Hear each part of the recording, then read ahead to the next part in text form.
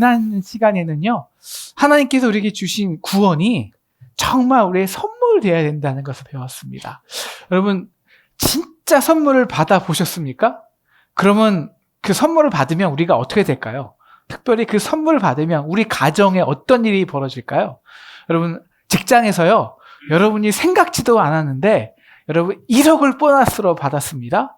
그러면 그 날 우리 집에서는 어떤 일이 벌어질까요?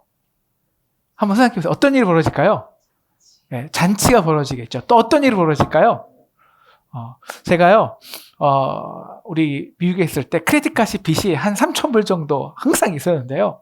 어느 날 누가 생각지도 못한 사람이요, 그 3,000불을 빚을 다 갚아줬어요. 우리 가정에 어떤 일이 일어날게요? 우리 저와 한엄마 사이에 화목이 일어났습니다. 평화가 일어난 거예요. 여러분, 오늘 말씀은 이겁니다. 우리 지난주에 진짜 우리가 받은 구원이 선물이잖아요.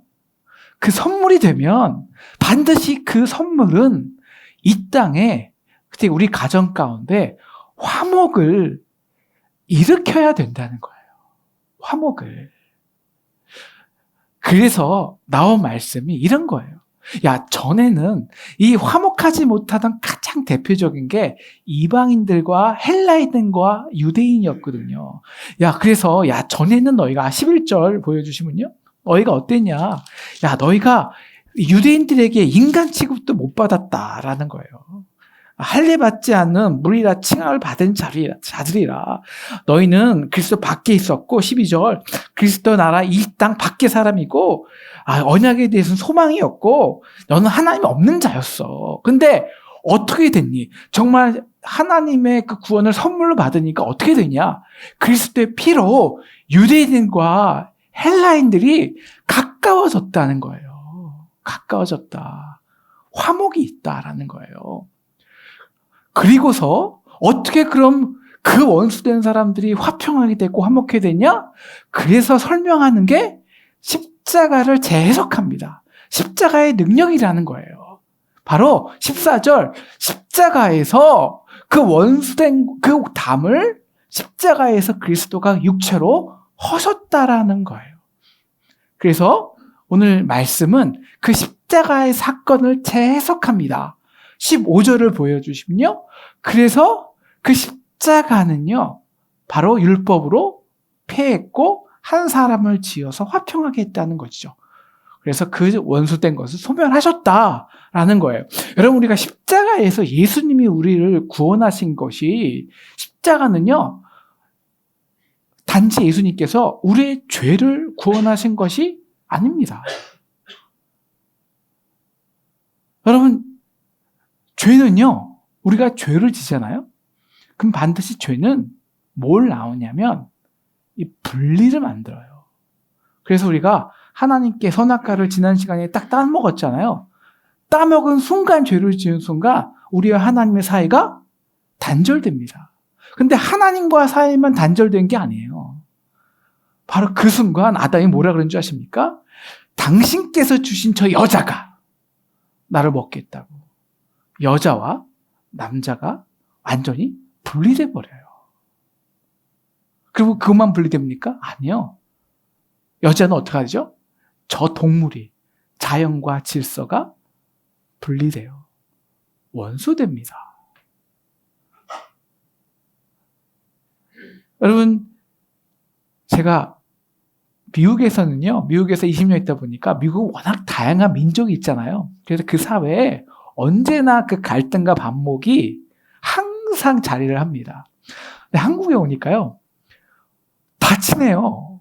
뭐 사람 만나면 너무 동호회다, 모임이다. 우리가 얼마나 많은 모임이 있습니까? 저도 이제 한국에 오고 보니까 우리 목회자 모임, 서초지방 목회자 모임이 있고요.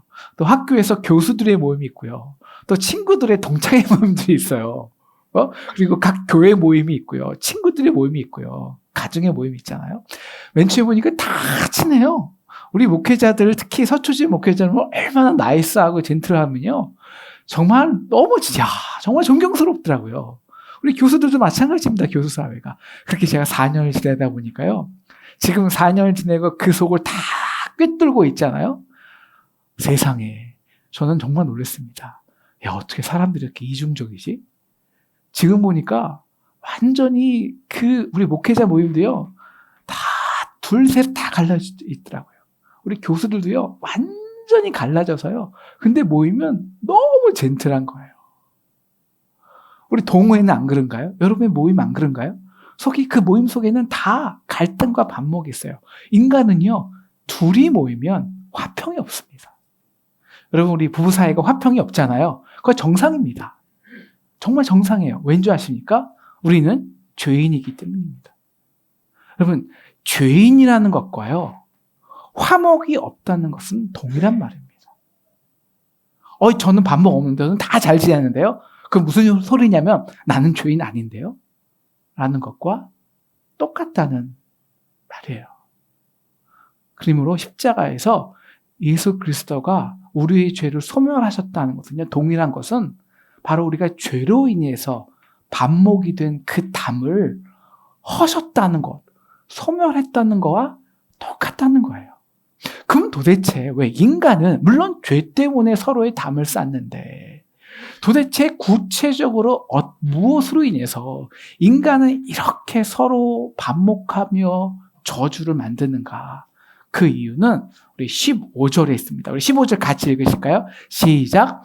법조문으로 된 계명의 율법을 폐하셨으니, 다시 말하면 어떻게 하나님이 우리의 죄를 구속하셔서 원수된 것을 소멸하셨냐?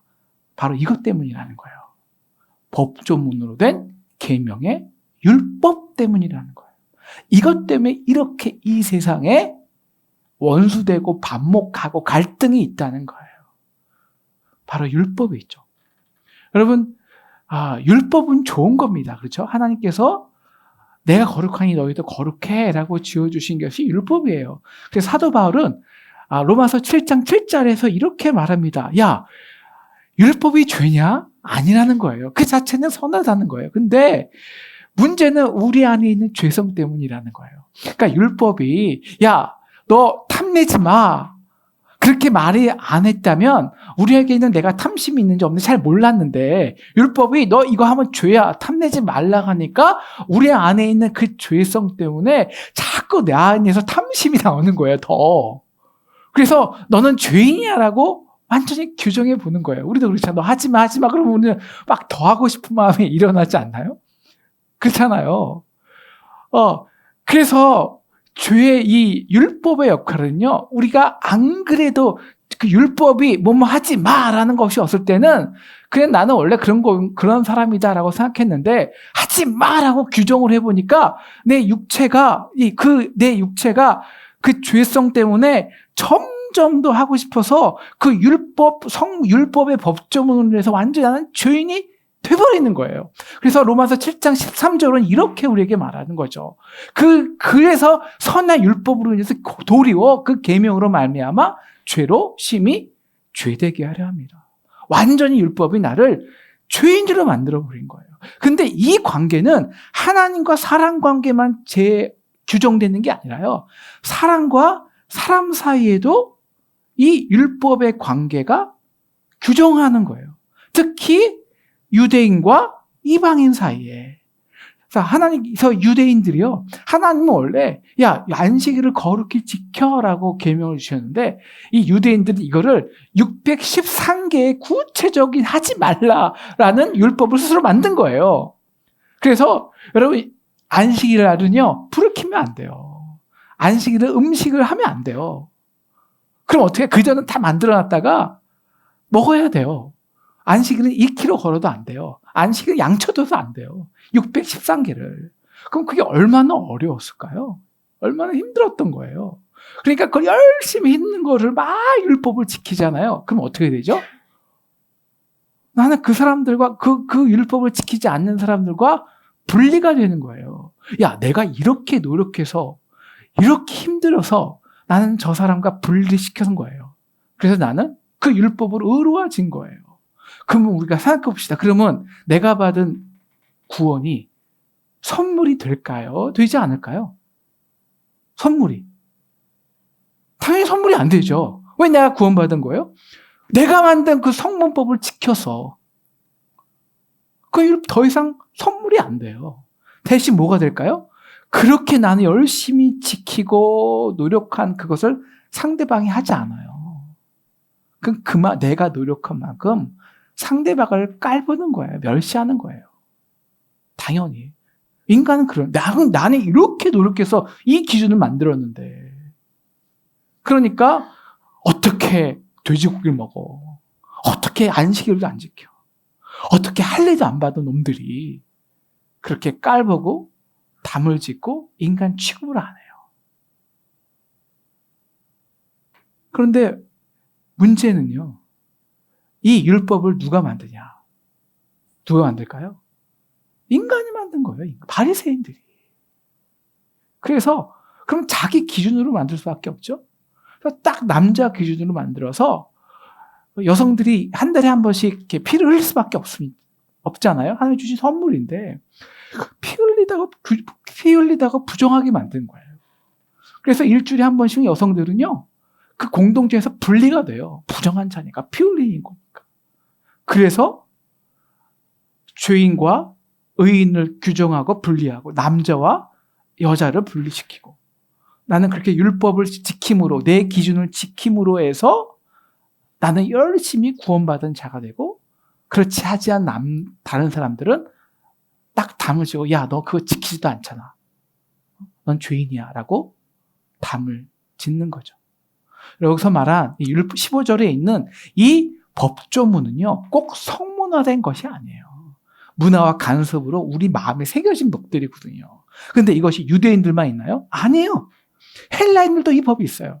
헬라인들은요, 필라소피, 그 자신의 정체성이 지혜 있는 자들이에요.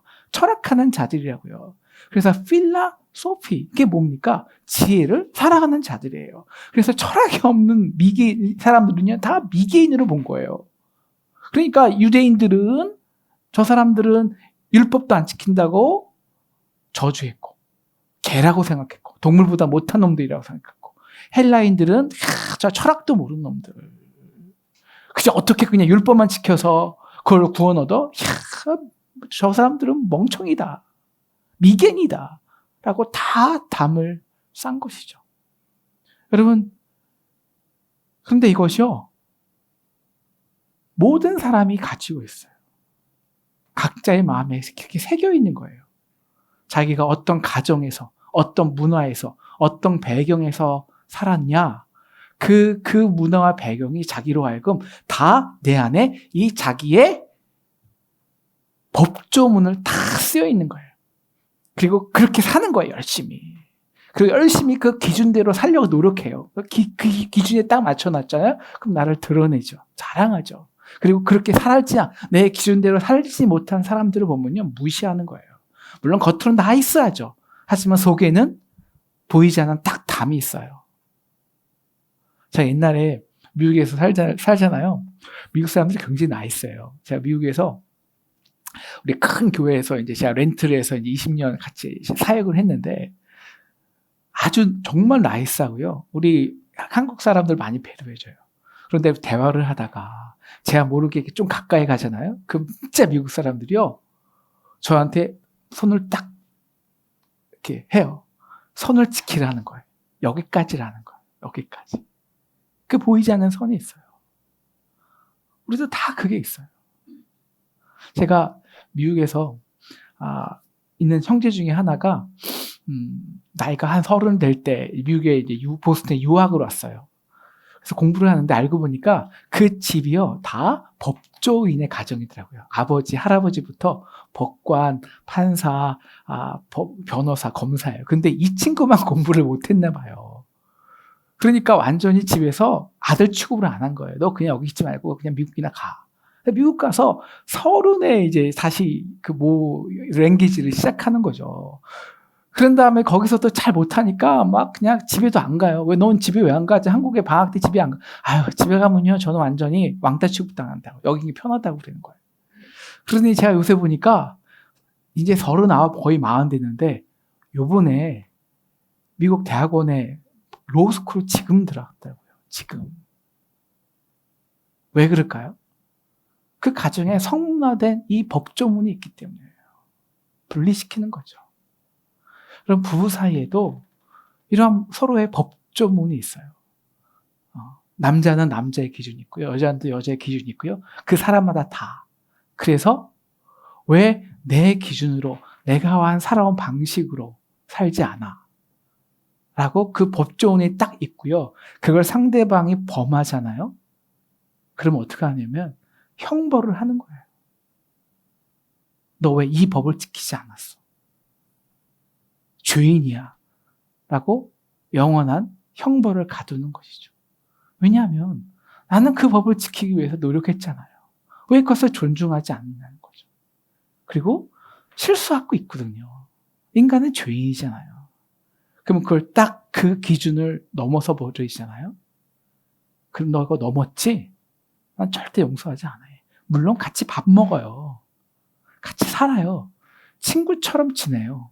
그런데 결코 그 선에서 나를 그 사람을 내 안으로 완전히 허용하고 받아주지 못해요. 왜? 그러면 내 법조문이 사라지는 거거든요. 그게 나의 여태까지 자존심이었는데 그것 때문에 그거 지키려 열심히 살아왔는데 그래서 인간은 법조문으로 인해서 율법으로 인해서 서로가 서로를 원수짓고 담을 만드는 거예요. 그런데 오늘 말씀하는 거죠. 그럼 어떻게 예수님이 말씀하시는 거예요? 야, 그럼 우리가 스스로 그 법조문을 만드는데 너희는 그 법조문을 잘 지켰냐?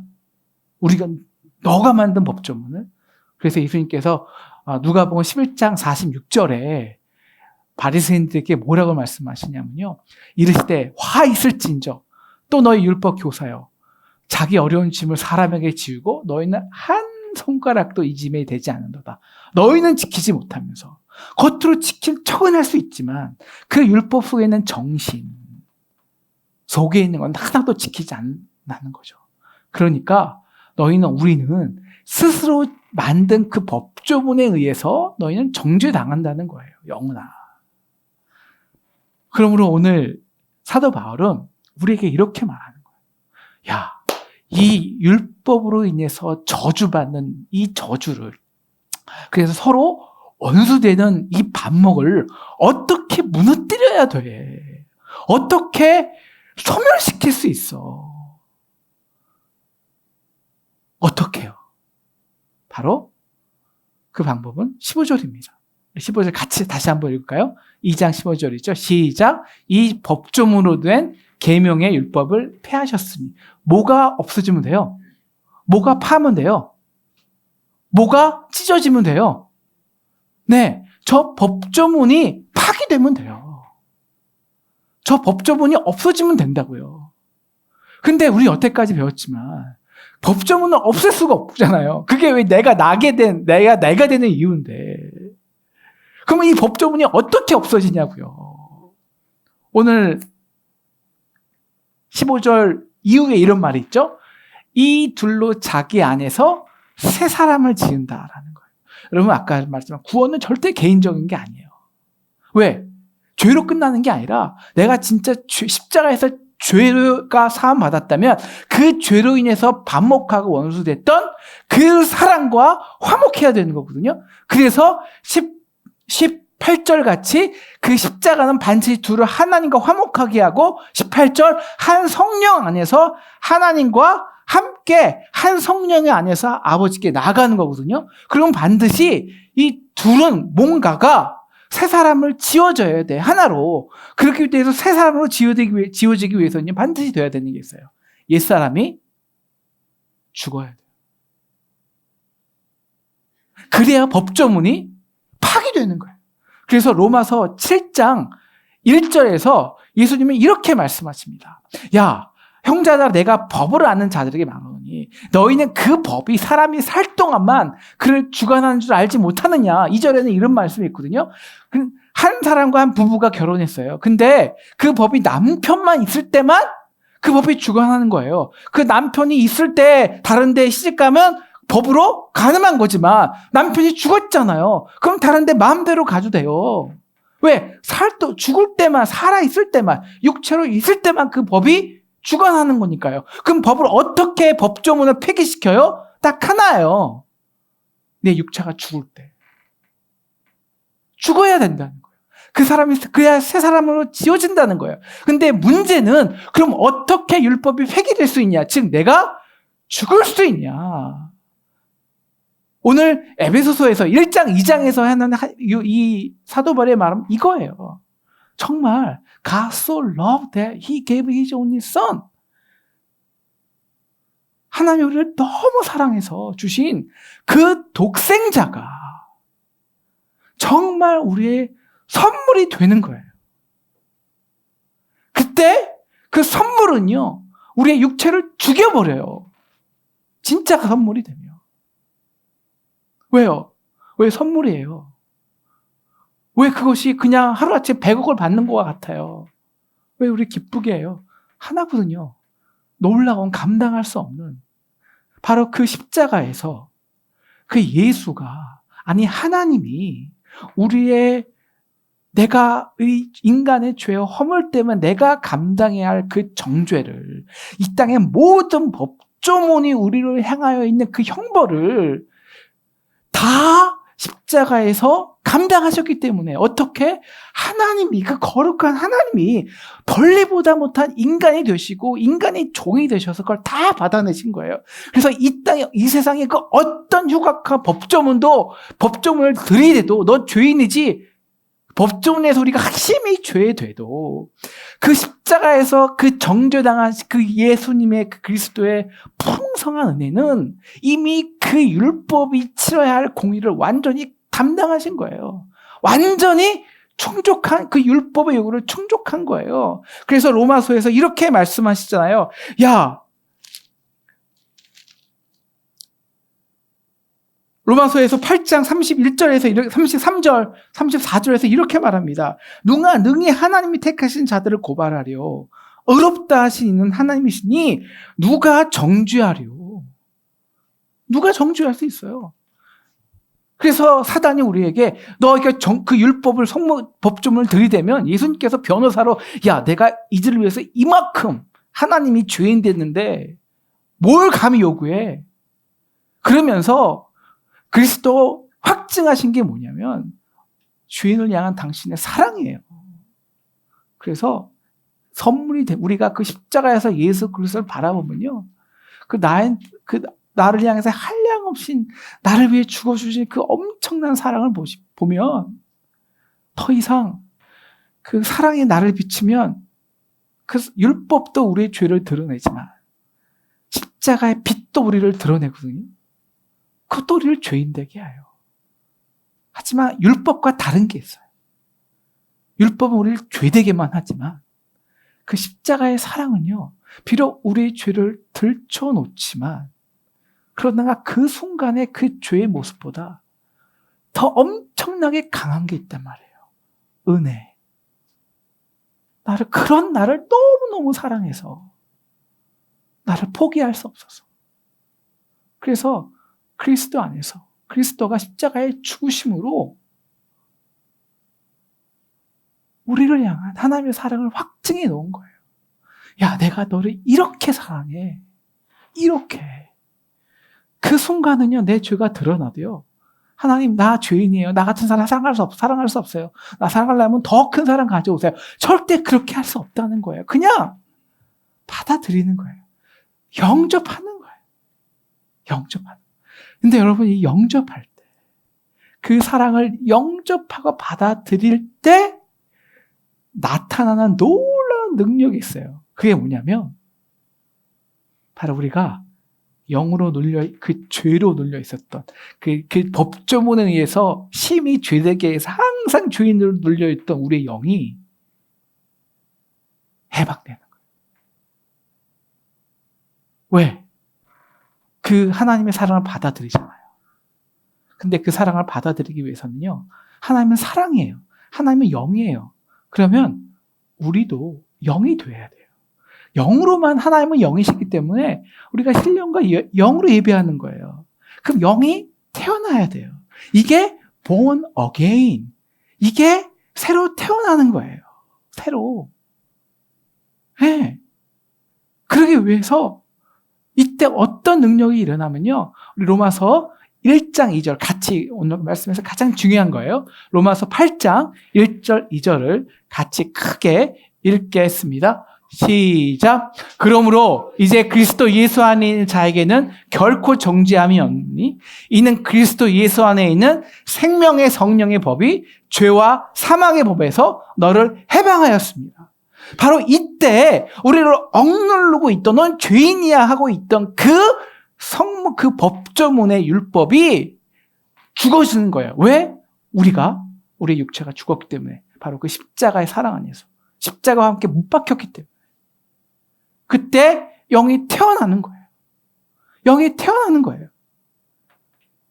그래서 옛날에는 죽기 전에는 무슨 법이 우리를 관장했냐면 이 법조문의 율법이 우리를 관장했지만 근데 내가 그것이 관장의 육체가 죽어버렸잖아요. 그럼 더 이상 그 법조문이 일어날 수 있는 아무것도 없어요. 죽어버렸기 때문에.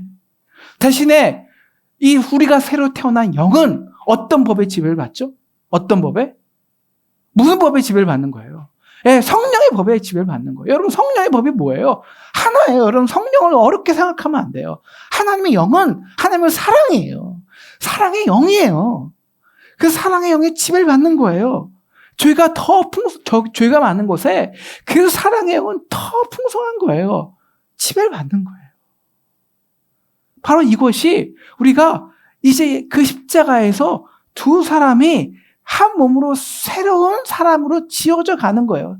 새 사람이 되는 거예요. 왜? 새로 태어나서 영으로 살아서 영의 지배로 성령의 지배를 받기 때문입니다. 구체적으로 이런 거예요. 우리가 옛날에 부부 사이에도 서로가 서로를 성모법으로 올가맨 것이 있거든요. 남편도 아내도 똑같아요. 남편이 술 먹고 들어오고 그리고 자기는 지키지 않으면서 어떤 법을 요구하고 그리고 자기의 그 남편고 아내는 아내대로 법이 있고요. 남편은 남편의 그 법이 있잖아요. 그거 지키지 않으면 그냥 아내를 힘들게 하고 올가매고 막 이런 게 있어요. 자, 그게 육으로 하는 걸까요? 영으로 하는 걸까요? 당연히 이거 어리고 아니잖아요. 육으로 하는 걸까요? 영으로 하는 걸까요? 육으로 하는 거죠.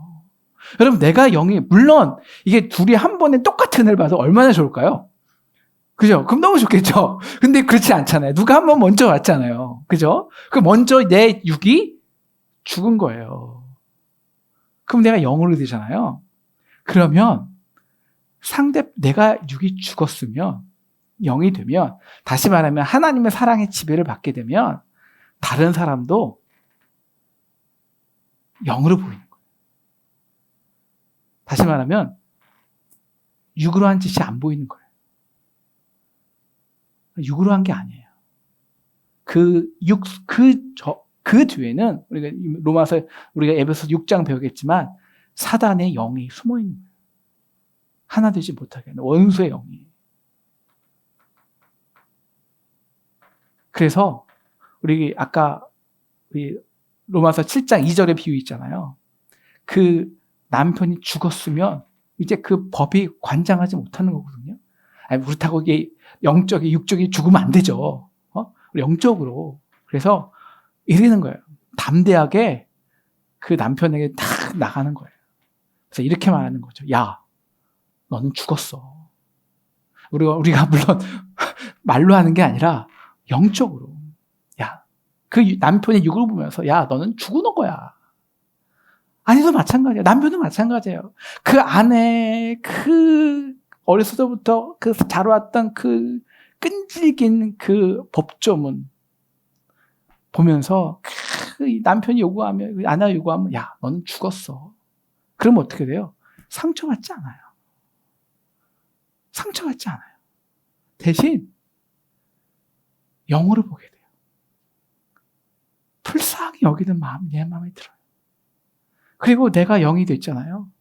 그러면 내가 어떻게 영이 됐는데, 어떻게 하나님의 사랑에 지배를 받았는데, 그리스도의 선물로 그가 온전히 나의 모든 법조문의 요구를 다 감당하신 은혜로 더 이상 정죄함이 없고, 이제 그 은혜 안에 누리게 되었는데, 상대의 허물을 보면서 더 이상 그 은혜가 있는 사람은요, 정죄할 수 없어요.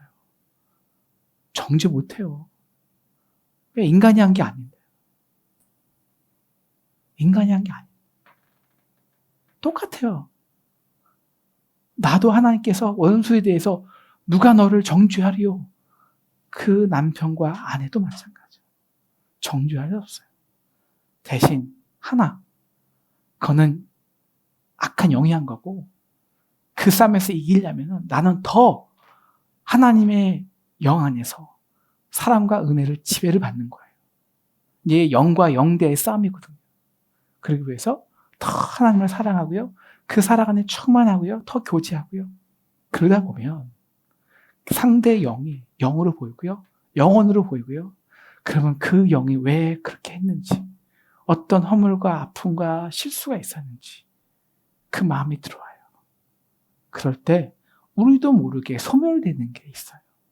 내가 주장했던 그 선, 담, 무너지는 거예요. 그때 비로소 무너지고요, 상대를 온전히 받아들일 수 있는 능력이 있어요. 그래서 옛날에는 요새 그런 남편 없겠지만 막 남편이 법으로 오찬을 요구하잖아요. 이게 법조문이에요. 아침에는 5찬, 점심에는 7찬. 막 옛날에는 그냥 억지로 맞춰주는 거예요. 그냥 또 안 그러면 남편이 또 속가매니까. 그냥 지켜주는 척만 한 거예요. 그냥 5찬 만들어주고 7찬 만들어주고. 그런데 지금은 9찬도 해줘요. 그냥 도시락까지 싸주는 거예요. 남편도 이제 아내가 절대 우리 생활비의 10% 이상을 시댁 도와주지 마. 그게 법조문이잖아요. 그런데 지금은 남편이 그냥 부모에게 해주는 게 10%가 넘어요. 법이 아니라 사랑으로 해주는 거예요. 집에 다 하는 거예요. 그럼 우리도 마찬가지예요. 우리 자녀에게 요구하는 이 법조문이 있거든요. 우리 안에. 어느 정도 성적이 돼야, 어느 정도 학교 들어가요, 어느 정도 생활 습관이 있어요, 어느 정도 생활 태도가 있어야 받아주는 거예요. 내 마음으로 용인되는 거예요. 그것이 그 선의 기준이 이루지 않으면은 있는 그대로 받아주지 못해요. 담이 있어요. 선이 있어요. 여러분, 그런데요, 우리가 정말 이 성령의 십자가의 이 독생자의 선물을 받고요. 그 선물 속에서 정말 나의 육이 죽고요, 영으로 성령을 지배받잖아요. 그래서 그 어떤 것도 정죄함이 아니라 그 사랑 안에 풍요해지잖아요. 그래서 우리 부모가 요구했던, 이 시대가 요구하고 사회가 요구하는 그 법조문이 내 안에서 완전히 사라지잖아요. 그러면 그때 비로소 우리도 우리 자녀에 대해서 자녀가 있는 그대로 받아주는 거예요. 내 마음에 와요. 사랑해요. 오늘 이러한 놀라운 은혜와 선물이 우리에게 주어지기를 기도합니다. 아멘. 네, 오늘 이미 여러분 독생자를 선물로 받으셨습니까? 우리 아멘으로 크게 독생자를 선물로 받으셨습니까? 네, 그러면 지금 우리 안에 있는, 우리를 서로 담짓게 하는 모든 담과 벽들이 소멸된 줄 믿습니다. 우리 한번 크게요, 우리 선포하는 것도 굉장히 중요하거든요. 정말 마음 믿음으로 우리 1절과 2절을 크게 선포하시겠습니다. 시작. 그러므로 이제 그리스도 예수 안에 있는 자에게는 결코 정죄함이 없나니 이는 그리스도 예수 안에 있는 생명의 성령의 법이 죄와 사망의 법에서 너를 해방하였습니다. 아멘. 예, 우리 안에 더 이상 원수의 담이 일어서지 못하도록. 근데 이제 문제가 있어요. 뭐 하나 문제냐면요, 분명히 죽었는데 새로운 영으로 지배받아서 한 몸으로 나가야 되는데 또 미워 죽겠거든요. 또 다시 담이 생기고요. 옛날에 해결한 것 같았는데 또 원수가 돼요. 이건 왜 그렇죠? 왜 그럴까요? 많은 사람들이요, 이거 힘들어해요. 아니, 내가 구원받고 선물 받았는데 옛날에 다 마음으로 해결되는데 또 미워지거든요. 또 죽겠어요. 왜 그럴까요? 당연한 겁니다. 그건 당연한 거예요. 왜냐하면 여러분 생각해 보세요. 우리는 50년을, 60년을, 70년을 뭐에 지배받고 살았냐면요. 육의 지배. 그래서 법조문의 지배받고 산 사람들이에요. 이제 태어난 거예요. 근데 우리는 태어났지만 아직도 뭐로 살아요? 육으로 살잖아요. 그러니까 아직 육은 있는데 영이 태어났어요. 이제 1살이에요. 이제 2살이에요. 이제 5살이에요. 그런데 어떻게 우리가 완벽을 요구하냐고요. 우리 스스로에게, 상대에게. 아직 아기예요.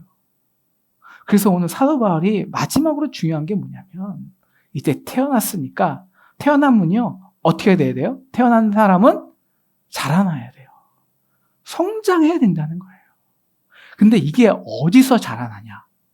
어디서 성장하냐라는 거예요. 이제 그래서 이제 사도 바울은 2장에서 오늘 에베소서의 메인 띠으로 옮겨가는 거예요. 3장, 4장으로. 어디서 자라날까요? 우리 21장, 91절 같이 보겠습니다. 시작. 그의 안에서 건물받아 서로 연결하여 주 안에서 성전이 되어가고. 여러분, 둘이 하나 되기 너무 힘들어요. 성장이 안 해요. 바로 어디서 성장하냐면 공동체에서. 공동체에서 자라나는 거예요. 다른 사람이 둘이 문제로는 끝까지 해결 안 돼요. 은혜 받아도. 근데 정말 이 다양한 사람들이 성전을 오잖아요. 그래서 그 은혜를 받아서 은혜를 흘리잖아요. 그러면 우리가 교회 왜 다닙니까? 그리스도의 은혜 때문에 온 거 아니에요. 아, 저런 사람 사회 나가면요, 뭐 볼 필요도 없어요. 안 보면 돼요. 근데 우리는 은혜 때문에 온 거거든요. 그러면 그냥 있는 거예요. 참아주면서. 그러면 이 모난 돌들이요, 다 깎여져요. 그리고 서로 연결돼요. 성전이 되어가요. 그렇게 해서 어떻게 되냐면 22절 너희들 성령 안에서 그때 완전히 성령의 지배를 받아서 성령의 9가지 열매를 맺는 거예요. 성령의 9가지 열매는요, 혼자 못해요. 둘도 못해요. 공동체에서 함께 모일 때, 함께 참아주고, 함께 사역하고, 그렇게 함께 그리스도의 몸이 되어갈 때 우리도 성장하는 거고요. 그때 비로소 하나님이 거하시는 처소가 돼요. 진짜 완전한 성령의 지배가 되는 거예요. 우리가 이렇게 2019년은 함께 지어져가는 저와 여러분 되기를 주님의 이름으로 축원합니다. 그럴 때 우리 안에 있는 모든 육의 법조문이 폐하여져서 폐기돼서 진정한 우리의 스스로 그리고 가정 안에서 자녀와 남편과 아내가 더 이상 반목과 환목이 아니라 그 담이 소멸되고 진정한 성령 안에서 한 몸으로 하나로 은혜로 은혜 안에 사는 저와 여러분 되기를 축원합니다.